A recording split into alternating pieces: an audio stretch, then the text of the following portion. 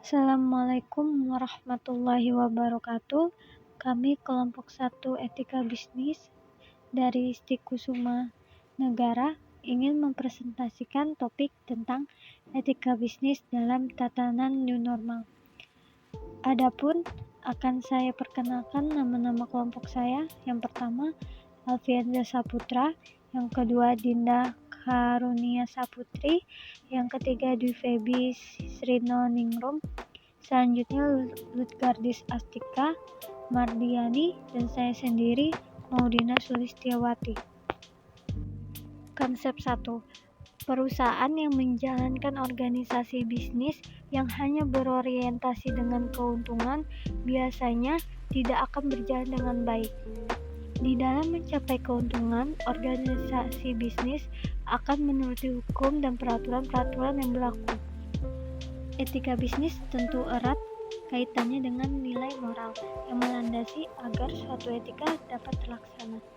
Terciptanya perilaku nilai moral oleh karyawan dalam perusahaan tentu merupakan keunggulan.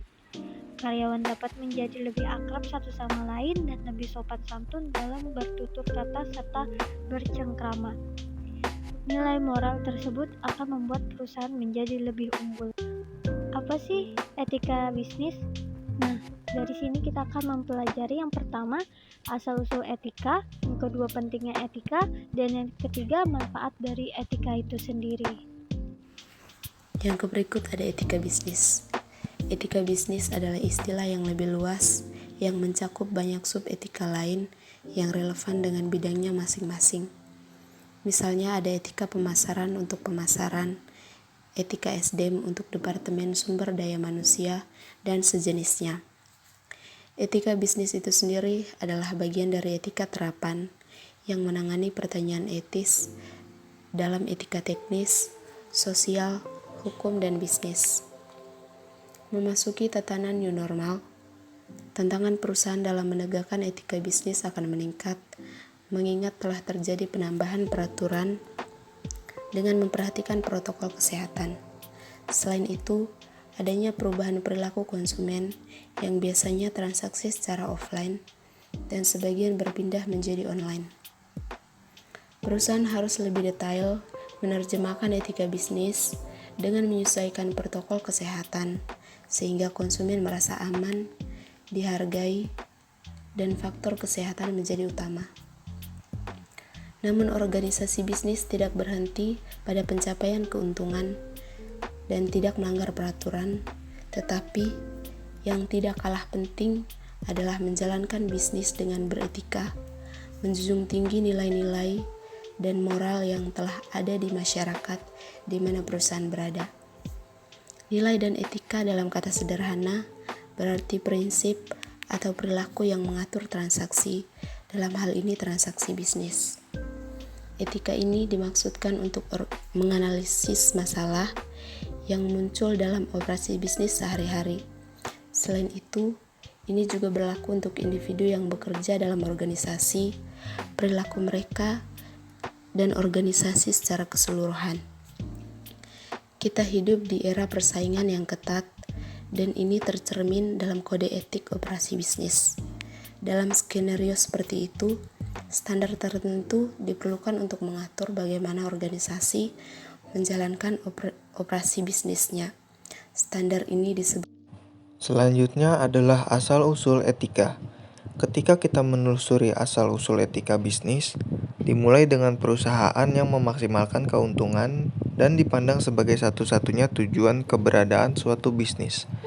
Tidak ada pertimbangan apapun untuk nilai-nilai non-ekonomis, baik orang-orang yang bekerja dalam organisasi atau masyarakat yang memungkinkan bisnis untuk berkembang.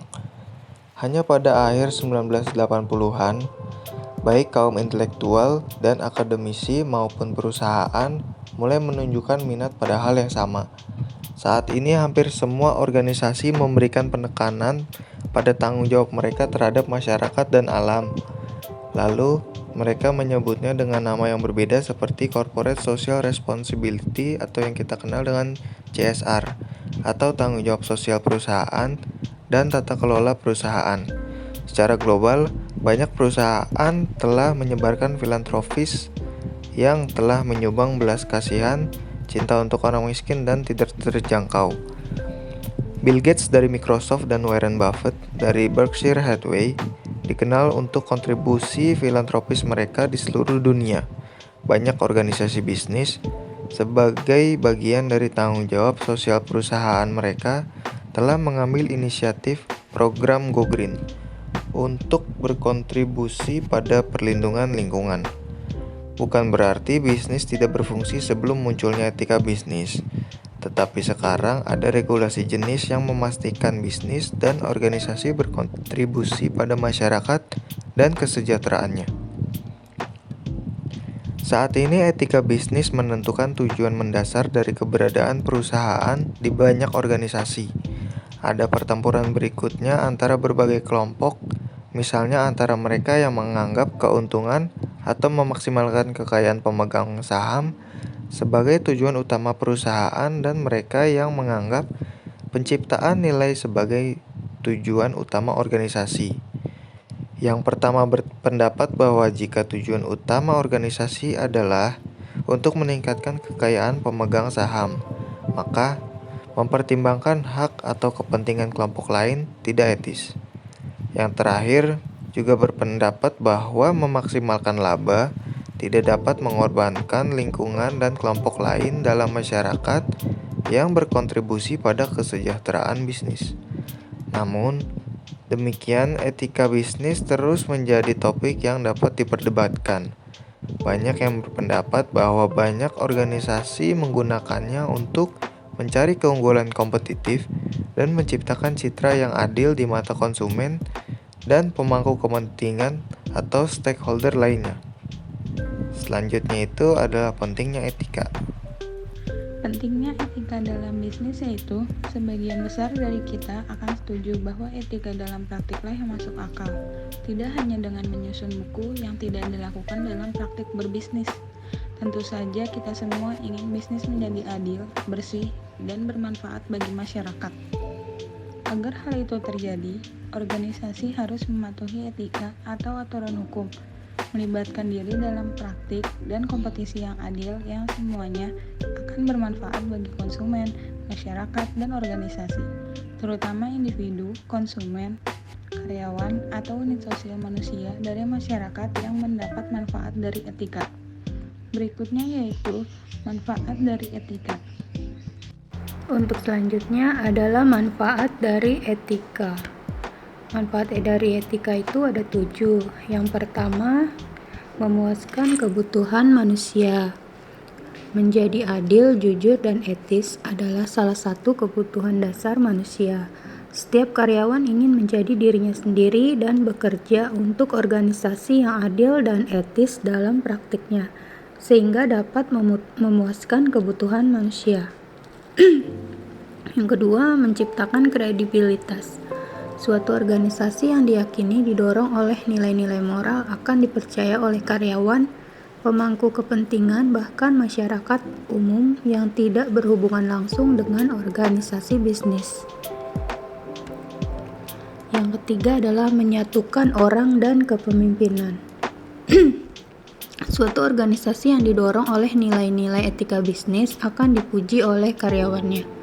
Mereka adalah benang merah yang membawa karyawan dan pembuat keputusan pada platform yang sama. Ini akan berjalan dalam menyelaraskan perilaku dalam organisasi bisnis menuju pencapaian satu tujuan atau misi bersama. Yang keempat, meningkatkan pengambilan keputusan. Perusahaan yang menjunjung tinggi etika dalam berbisnis, maka dalam praktiknya para pemimpin baik di tingkatan menengah maupun tinggi akan mempunyai kepercayaan diri untuk mengambil keputusan bisnis yang sesuai dengan visi, misi, dan nilai-nilai perusahaan untuk tidak merugikan pemangku kepentingan. Yang kelima, keuntungan jangka panjang. Organisasi yang dipandu oleh etika dan nilai-nilai menguntungkan dalam jangka panjang.